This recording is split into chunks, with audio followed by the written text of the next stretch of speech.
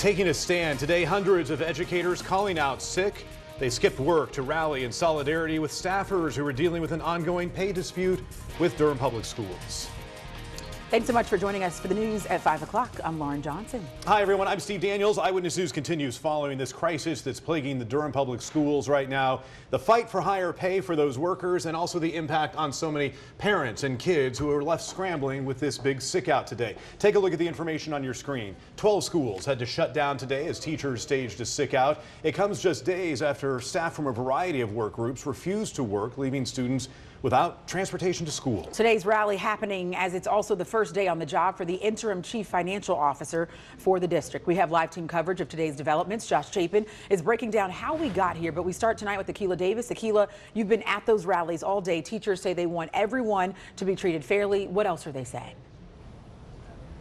Yeah, Lauren, 2 rallies and hundreds of DPS workers. When I covered the bus driver shortage on Monday, staffers then told me it's not over, and they meant it. We are the union. The message these Durham public school workers sent was loud and clear. I tell my students all the time, stand up for something that you really believe in. And Riverside High School instructional assistant Quentin Heaton is leading by example. We're standing out here to face an opponent who is literally tearing our schools from the inside out. Who's the opponent? The opponent would be the board and the superintendent at this point, because it was at their discretion that they made these justifications and they made these changes. He's talking about the school board's decision to not pay workers for their years of experience. I was impacted with a $1,145 pay cut. I'm a mom. I'm a single mom.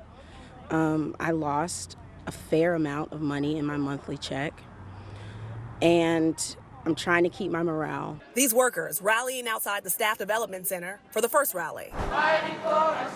And intentionally the Central Services Building for the second. It's where the superintendent's office is.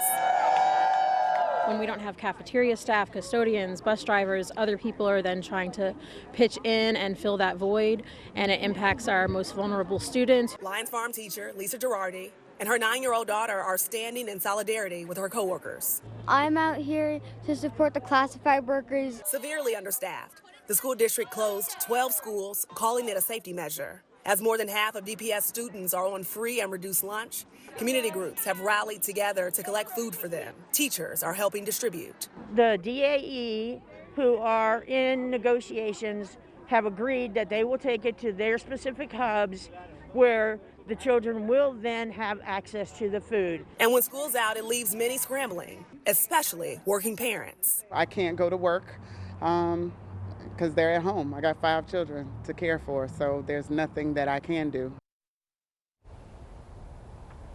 And I asked DPS workers if there will be another rally. I'm told yes, just no timeline on when. I also asked if it will be a sick out.